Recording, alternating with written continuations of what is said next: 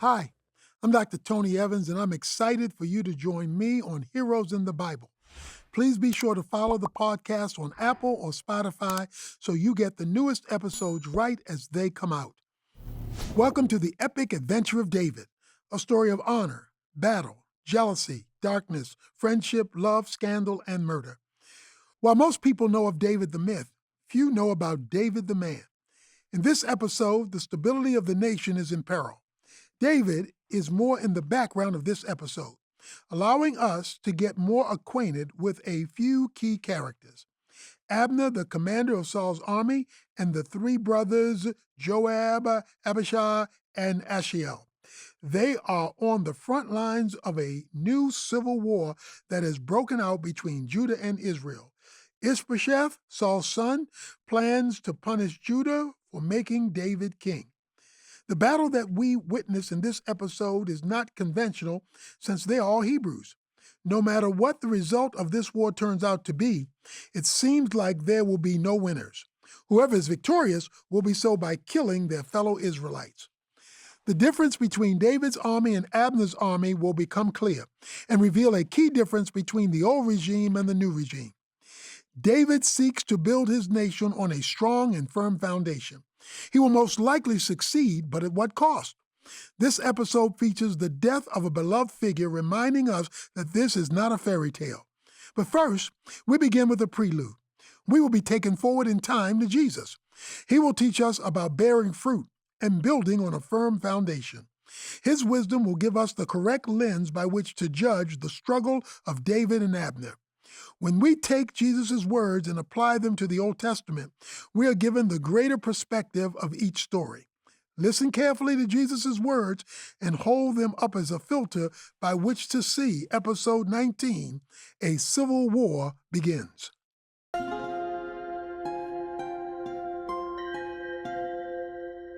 Prelude to chapter 19. Jesus rose to his feet. The wind began to pick up behind him. He took a deep breath, being mindful of every word he was about to say next. Treat others the way you wish to be treated.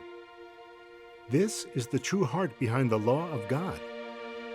And understand this, that the gate to the kingdom of heaven is narrow. There are many other paths that are easy and wide open. However, its ease is deceptive. It is the way of death. The true path of God is hard. It requires sacrifice, struggle, and humility. This is why many will choose to avoid it and ultimately perish. Jesus began to walk down the hill and place his hand on people's shoulders as he passed through the crowd. Every healthy and good tree bears fruit that people can enjoy. Every bad tree produces thorns and poison. The same is with our hearts. A good heart will produce good actions. Likewise, a bad heart will produce corrupt actions. Words are not enough. Not everyone who declares to know God actually knows Him personally. Be mindful that you seek Him in spirit and truth. Jesus was now behind the crowd. He looked down and saw a stone the size of his palm on the ground. He picked it up and held it up in the air for all to see and said, Everyone who hears these words of mine and acts upon them is like a wise person who built their house on a firm foundation. When the rain fell and the floods came, their house was sturdy and resilient. Yet there will be those who do not listen and do not do these things. They are like people who build their homes on wavering sand. When troubles come, they will be washed away. Jesus looked at the crowd one final time, smiled, and dropped the stone. He departed with his disciples. The crowd simply stood there, astonished. Chapter 19. A Civil War Begins. Resting on a high place overlooking the land of Gibeon was the palace of the dead King Saul. Its large stone structure was a monument to Israel's first king. Within its walls, the elders of Israel convened to choose the next king. News of David's anointing over Judah had reached the other tribes of Israel, and they knew there was a choice that had to be made. Would they gather around the newly anointed King David, or would they give the throne to Saul's heir, Ish-bosheth? Torchlights were mounted on the dark stone walls of Saul's throne room. Ish-bosheth sat on the throne before the elders, listening to them deliberate before him. Beside the prince was Abner, commander of Saul's armies. He had escaped the onslaught of Mount Gilboa and had returned to usher in the next king. To him, Ish-bosheth was the clear choice. He was of Saul's bloodline and represented tradition and stability for the new kingdom. Abner spoke to the elders, reassuring them that Ish-bosheth was the rightful and wise choice to be king. Elders of Israel, if we pivot now from the royal bloodline of King Saul, it communicates to the people that any mongrel can become king if he is likable enough. If we do not affirm Ish-bosheth as rightful king, we set a precedent for every king that comes afterwards. We do not want any commander, insurrectionist, or shepherd thinking they can claim the throne. The instability would ruin our nation before it has a chance to flourish. Many of the elders nodded in agreement. Ish-bosheth, as unimpressive and passive as he was, represented a sense of control. However, not all were convinced. Jonathan was the rightful heir before he was killed. One of them said. Yet even Jonathan recognized David as the next to take the throne. He gave him his armor and ring, if I'm not mistaken. What shall we say to those who believe David to be the anointed king? Ish-bosheth stirred in place. The throne seemed too large for him. Saul, being a massive man in personality and stature, seemed to fill it much better than he. Before Ish-bosheth could respond, Abner interjected. Jonathan never wanted the throne to begin with. His affirmation of David was purely because he did not want the mantle himself. What say you then, Ish-bosheth? Do you desire to be king? The elders asked. Ish-bosheth gave a wry smile. Of course. He said in a condescending tone. If anyone deserves to be king, it is I. I am Saul's remaining son, and all this deliberation between me and David vexes me. I will continue my father's legacy, mount further attacks on the Philistines, and reclaim the dignity of our nation. Ish-bosheth stood to his feet and walked among the elders. You can tuck tail and run to Judah for all I care. However, the glory of Israel and the throne established by Samuel and my father remains here in Gibeon with me. The elders stirred, annoyed at Ish-bosheth's tone. Abner cleared his throat and escorted Ish-bosheth back to the king's quarters. The prince left, and Abner was alone with the elders. He opened his arms and shrugged. My brothers, we are at a crucial point. The Philistines have delivered a devastating blow and taken parts of our country by force. To uproot a system set by our king and establish David would be unwise. Our people need reassurance that what Saul began will be finished. I assure you, as his cousin and his commander, that I will get it done. We are all aware of the rumors regarding Ish-bosheth's mother and the sins he was born from. However, Ish-bosheth will be king in name only. I will lead us to victory. Then, after the dust settles, we can discuss the future of the throne. The elders pondered Abner's words. In front of the throne where Saul once sat, they agreed to make Ish-bosheth king. Yet Abner would be the one to lead the nation. The sun was high above Hebron, and the heat of the afternoon beat down on David's neck. Sweat dripped from his forehead onto the dust below. He pulled back his curls and gripped his sword firmly.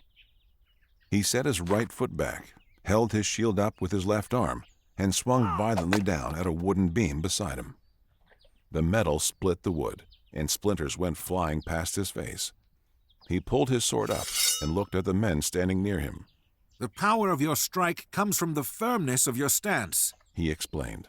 If your feet are unstable, you sacrifice momentum in your swing. Everything begins with your foundation. If your foundation is not secure, you are destined to collapse.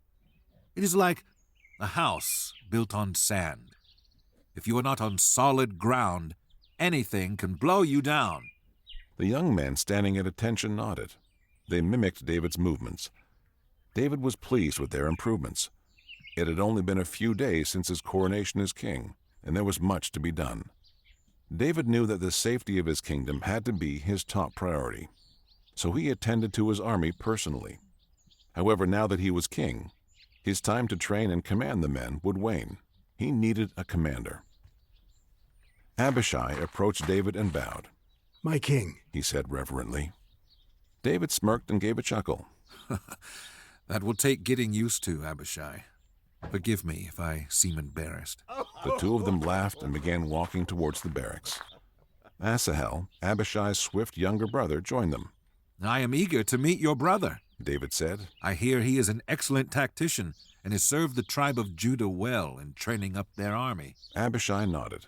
yes, our brother Joab has only ever been good at one thing: warfare. He was a faithful commander in Saul's army, and more recently the leader of the ranks of Judah. David nodded. I am sure he will serve us well. We will need a well-trained leader to lead us against the Philistines. They reached the barracks where Joab was giving orders to the blacksmiths. He instructed them on the necessary mold and shape of the hilts. David was impressed with the way he carried himself. He was clearly a military man, rough, straight as an arrow, and serious. Along with Abishai and Asahel, Joab was his sister's son. However, he was older than David, and the two had never met.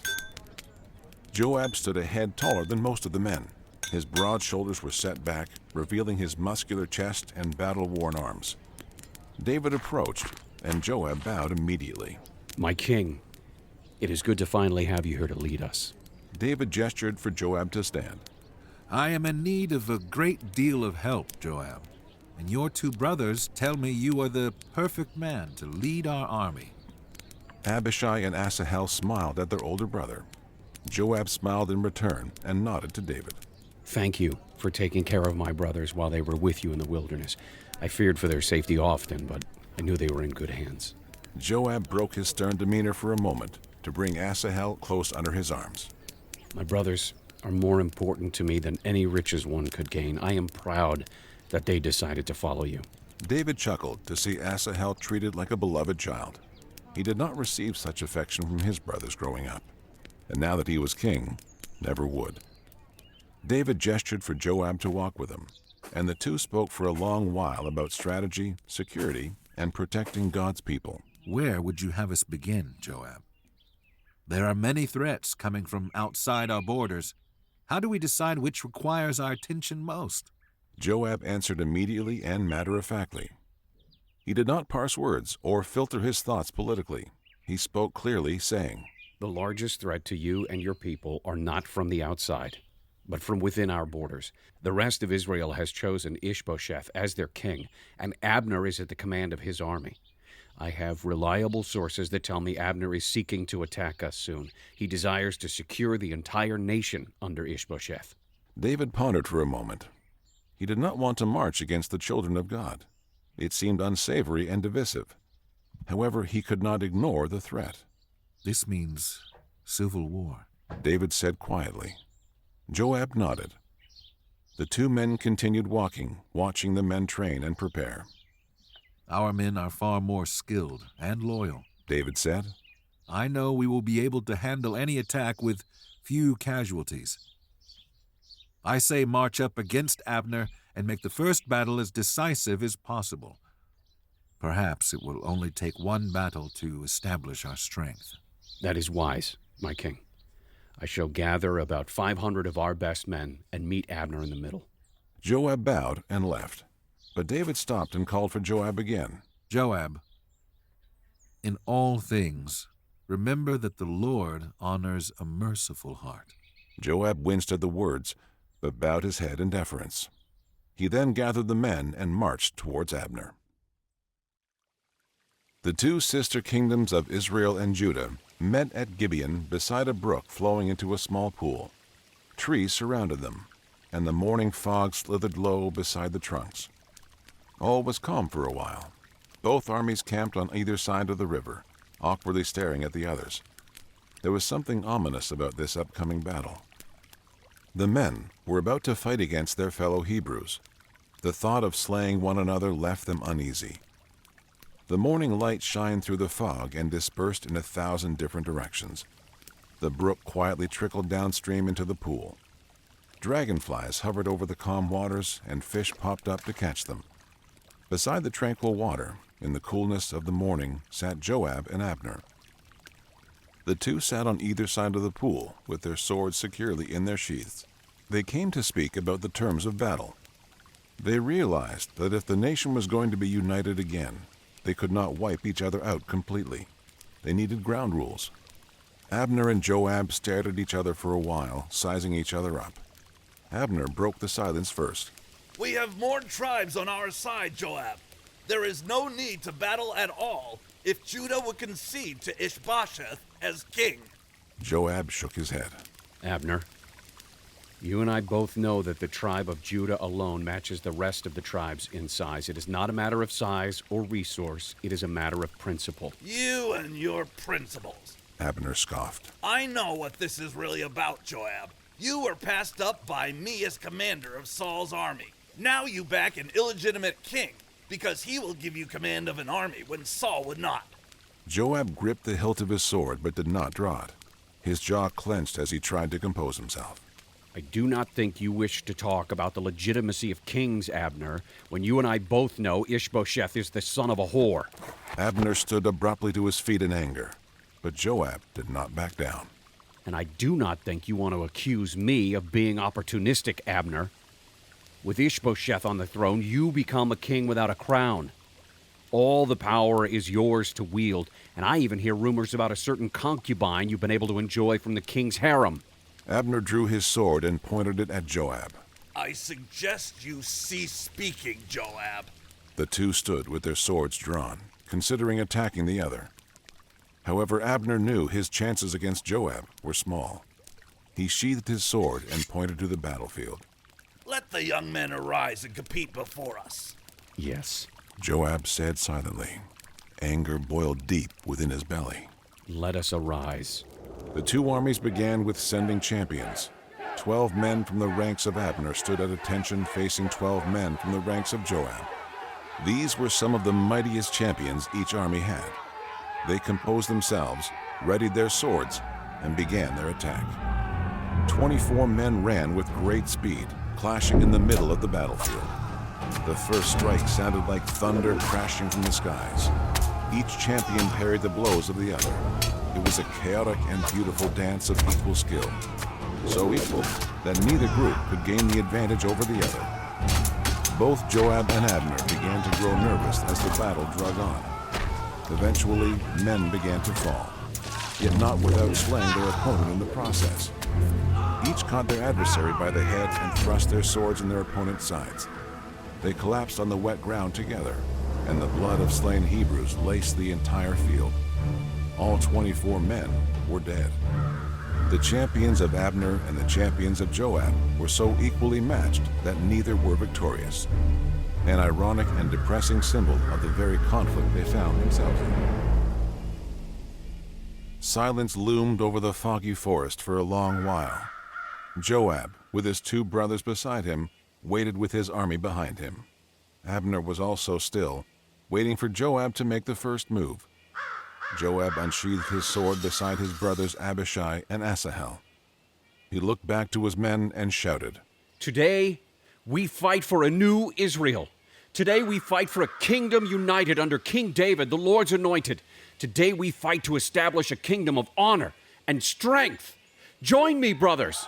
Battle cries erupted from Judah's ranks. The men unsheathed their swords and ran behind Joab. Abner responded and gestured for his men to advance. The two armies converged, and the army of Judah overwhelmed the army of Israel from the very beginning. Joab proved himself as a worthy tactician. Half his men met in the middle, while the other half came in from the flanks. Hundreds of Israelite men fell at the swords of Judah. Abner's men had speed on their side, but the army trained by David had a firm foundation. They were unshakable and immovable. Each blow was absorbed, then retaliated with a swift and decisive swing of their swords. Joab held his head high with pride as the men advanced towards the other side of the battlefield. 7 of Joab's men fell, but 360 of Abner's men fell. Knowing he was outmatched, Abner called for the rest of his men to retreat. Fall back! There is no hope for us this day! Save your strength and retreat! He cried. The remaining Israelites ran away afraid and despondent. Abner also ran in shame, furious that Joab had bested him so easily. The Israelite commander retreated to the rocky hills above the forest, making his way to higher ground. Asahel watched Abner retreat and began to run after him. Asahel, do not pursue him! Abishai yelled. However, Asahel would not listen. He ran with his sword held firmly in his hand, dodging tree branches and jumping over roots. He was the swiftest man in the entire nation, bridging the gap between him and Abner. Joab and Abishai were running up the mountain to stop their brother. They knew what Asahel did not, that Abner was a formidable opponent, especially when provoked. Abner was halfway up the mountain when he saw Asahel running after him. Is that you, Asahel? He yelled. Asahel was climbing up the steep slope with ease, hopping from rock to rock. It is I. Asahel responded. You are mine to kill. You are a fool! Abner yelled from above. Turn back and enjoy your victory! Not until I remove your head from your shoulders. Asahel yelled in return. Abner reached the plateau of the mountain. Storm clouds raged above him. Rain was coming. Abner looked around him. The mountain's edge provided no escape. He was trapped. Asahel reached him and pointed his sword. No more running, He said. I have won. Thunder boomed from above, and the clouds began to envelop the mountain. Abner took the spear from behind his back and readied himself. Turn back, Asahel! Abner warned. I do not want to kill you! Go back and enjoy the spoils of war! You've earned it! Asahel was filled with a prideful glow. If I kill you, I end this civil war and the country can be united again. But you will not kill me, you fool! Leave me! I do not wish to kill you and provoke the wrath of your brother! Abner truly did not want to harm the young man. He knew that it would only spark more trouble. However, he would do what he must to stay alive. Asahel burst forward with speed, without setting his feet on the ground. He was swift, but lacked a foundation. He leapt forward at Abner with his sword in a strike position. Abner widened his stance, took a single step backwards, and thrust his spear forward. Asahel landed on the tip of Abner's spear. It pierced his stomach and went out through his back. Abner pushed forward, throwing Asahel's body over the edge of the mountain. The boy fell down on the rocks below. Abner yelled in agony, knowing full well what he had just done. The storm clouds broke, and the rain descended from above violently. Abner looked over the edge at Asahel's body, then escaped down the side before Joab reached the top. Joab and Abishai climbed up to the plateau. The rain caused water to stream down the mountain, making the climb slippery and dangerous. When they reached the top, they found Asahel's sword on the floor. They looked over the edge to see their brother lying at the bottom with a spear through him. The two brothers climbed down to their brother and held him tight. The glow of lightning burst above them. Joab's entire body shook with rage. Anger boiled from within him. He rested his brother down and took out his sword. In the distance, he could see Abner escaping to the valley where his men had retreated. Abner, Joab whispered. the blood of my brother will be avenged. Abishai drew his sword as well, and the two of them ran into the pouring rain towards their target. The gray storm clouds blocked the setting sun. No color filled the skies. There was only darkness. Joab and Abishai pursued Abner like a pair of ravenous wolves. Abner ran up the hill overlooking the valley and halted. Joab and Abishai reached the bottom of the hill and saw Abner looking down at them. Abner panted and stuck his sword into the ground. Stretching his arms wide, he yelled through the rain. Shall the sword devour us forever? If you keep pursuing me, you know the end will be bitter. As Abner said this, the rest of his men came into sight behind him. A few hundred men with their swords drawn stared down at the two brothers. It will end in pain, Joab. My men will kill you, and then your men will consume mine. It will continue until we are all destroyed. Joab's fiery glare was not doused by the storm. His blood still boiled with hatred towards Abner. Abishai held his brother's shoulder. He shouted through the rain. There is no victory in this pursuit, Joab. They are already defeated. They would strike us down and then be consumed by our men. We would be dead, and no peace would be attained. Joab knew he was right. Joab's men were not far behind him. The fight would be brutal, and the only thing accomplished would be his own demise. Joab took out his dagger and gripped the blade with his bare hands. Blood dripped down his wrist and forearm. Stretching out his blood and rain-soaked hand to Abner, he said, As God lives, if you had not spoken, surely my men would not have given up until all your soldiers were destroyed. Hear me, Abner. The day will come when my brother's blood will be avenged. Joab could not see the chills crawling up Abner's spine. He knew in his bones that Joab was not a man of empty threats. Joab took the trumpet from his belt and blew it into the air. His men heard it and knew it was a signal to call off the attack. Abner and his men left and marched all night through the Arabah. They crossed the Jordan, dragging their weary feet the whole morning until coming to Mahanaim. Joab returned with his men back to Judah. The entire time, Joab carried Asahel's body in his arms. Streaks of tears and dirt were caked onto his face as he entered Hebron. When David came out to greet them, his grin was replaced with sorrow. Joab's beloved baby brother, and one of David's most faithful warriors, had been slain. The servants attended to the body while David took in Abishai and Joab. The three of them sat by the fire with cups in their hands. Abishai was despondent, while Joab stared blankly at the flames with quiet rage. If they did not know our strength before, they know it now. Joab said quietly, Our men were equal in number, but clearly different in skill. We bested them in a matter of minutes. David gave a satisfied nod. Well done, Joab. David said, Now, it is time to mourn your brother. That next morning, the storm clouds retreated, and the sun's rays splashed the sky with bright pink and purple. Joab and Abishai lowered their brother into the tomb of their father in Bethlehem. David breathed in the crisp air, filling his lungs with the breath of home. The rest of David's mighty men were in attendance to mourn Asahel. As was custom when one of them fell, David sang a hymn of lament.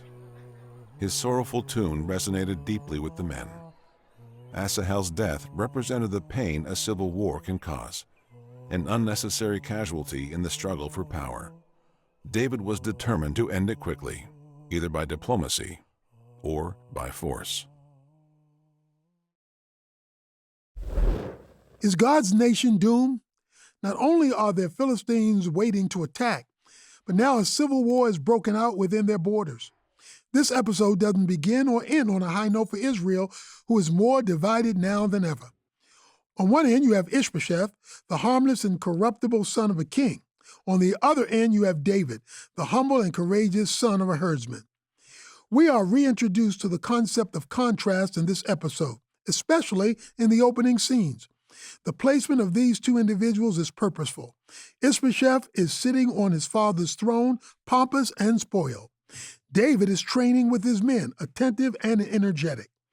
The Bible isn't necessarily a book about merit and earning your status, since many kings are placed on the throne by birthright. However, we can't help but appreciate the fact that David has definitely earned the right to be king, or at least he's living up to the privilege. He has proven himself to be a strong, wise, passionate protector of Israel. Ish-bosheth, on the other hand, seems only concerned about the title of king.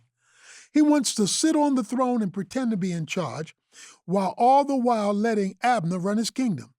David is in the dirt and among his men, training and preparing. We can learn a lot from David and Ish-bosheth in this episode. While one is concerned about his people, the other is concerned about his title. These are two fundamental differences between godly and worldly leaders.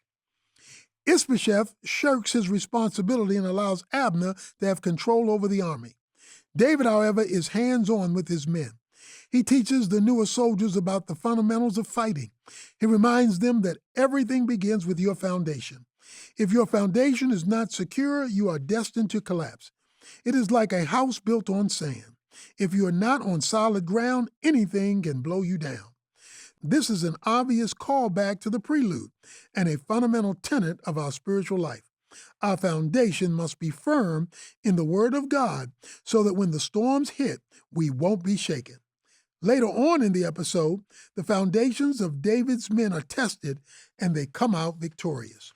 A reliance on God and a foundation set on His commandments sets David apart from other kings, and it will set us apart as well. When the world descends into disorder and corruption, we want to be people with a firm foundation. We don't want to be blown away by the tempest of culture and ideology. We meet a new character in this episode, Joab, the brother of Asahel and Abishai. Joab is an interesting character. He's a military man through and through. He seems a little rough around the edges, and I wonder how his personality will mesh with David's in the future episodes. David is a brilliant tactician and skilled warrior, but he is a lover before he is a fighter. It will be interesting to see if their two temperaments clash or cooperate. For now, Joab proves to be a faithful commander of David's army. He provides the king of Judah with sound wisdom by saying, "The largest threat to you and your people are not from the outside, but from within our borders." Joab is correct, and we would be wise to pay attention to his words. The world around us is filled with catastrophe, corruption, and chaos. There are many threats out in the world. However, none of us stand a chance against these threats unless we have secured our own spaces. The nation of Israel represents our inner world and faith in God. We have our own civil wars within us that need to be fought before we can take on the outside world. Paul the Apostle calls this the war between the flesh and the spirit. Our own desires can war against God's desires, and our desire to do the right thing can war against our bent toward wickedness. If we can't fight the good fight within our own hearts, then we are doomed outside our borders. David would later on say in Psalm 101, "I will ponder the way that is blameless. I will walk with integrity of heart within my house. I will not set before my eyes anything that is worthless. A perverse heart shall be far from me. I will know nothing of evil." David understood the importance of preserving integrity within his own house. If he was able to keep the evil in his own heart at bay, then it gave him more strength when fighting the evil out in the world. Is your heart in order? Have you considered the compelling values in your own heart before criticizing the differences in the world? May we not fall into the trap Jesus warned us about. Why do you see the speck that is in your brother's eye, but do not notice the log that is in your own eye? You hypocrite! First take the log out of your own eye, and then you will see clearly to take the speck out of your brother's eye. David sends Joab and his brothers to lead the charge against Abner. The dialogue between Joab and Abner is tense, and it seems clear that these two are destined to be enemies. The funny thing about this is that they seem to have similar personalities. This is a common irony we see in the world today. We often hate people who exemplify the same flaws we refuse to see in ourselves. Joab and Abner are mocking each other, unaware that they are both the same. This is a small introduction to another theme in this episode, and that is the theme of cutting off your nose to spite your face. When Joab's best men are pitted against Abner's best men, they are so equal that they all end up dead. This is supposed to reveal to us that there are no winners in this war, since they are fighting against themselves. Israel fighting Judah is like a hand trying to cut off its own fingers. Even if the hand succeeds, it is worse off. This war will have no winners, since they are countrymen and brothers. Abner and the Israelite army are defeated and flee, but Asahel doesn't want Abner to get away. In Asahel's perspective, if he can defeat Abner, he can end the war. We can respect his passion, but he was given ample warning not to attack. Sometimes we need to know when enough is enough and acknowledge that some wars can't be won right away. Asahel, being the fastest among David's mighty men, wants to rush victory. To Abner's credit, he knows killing the boy is a bad idea. There is a subtle undertone in this episode that neither party wants to fight, but are doing what they think they must do. Abner does what he must do, which is defend himself. Both brothers are despondent, but Joab in particular is filled with rage. Joab introduces a new theme to our story: vengeance. In our story so far, vengeance hasn't been too much of a theme, besides the time David almost killed Nabal. For the most part, David has been a man of mercy. We will see in the coming episodes that vengeance is Pandora's box. Once it is opened, a cycle of chaos ensues, and it is nearly impossible to stop. Will David be able to rein in Joab and keep him from making a mistake? Is the kingdom of Israel doomed to destroy itself, or will the Philistines destroy them before they get the chance? Find out in our next episode, The Blood of Abner. Thanks again for listening. For more inspiring stories, daily prayers, and wisdom to last a lifetime, go to pray.com, and to expand your Heroes in the Bible journey, download the Heroes of the Faith devotional at tonyevans.org/heroes. Follow the podcast on Apple or Spotify to get the newest episodes right as they come out, and always be inspired by the Bible. God bless. Hello, my name is Matthew Potter, co-founder of pray.com. I wanted to ask, do you know what your bank does with your money? At America's Christian Credit Union, your everyday banking helps grow churches, expand the reach of missions agencies, and supports fellow believers across the country. Learn more about specials for switching to ACCU and their nationwide banking capabilities at americaschristiancu.com/pray. Plus, the peace of mind knowing that this credit union is federally insured by the National Credit Union Administration.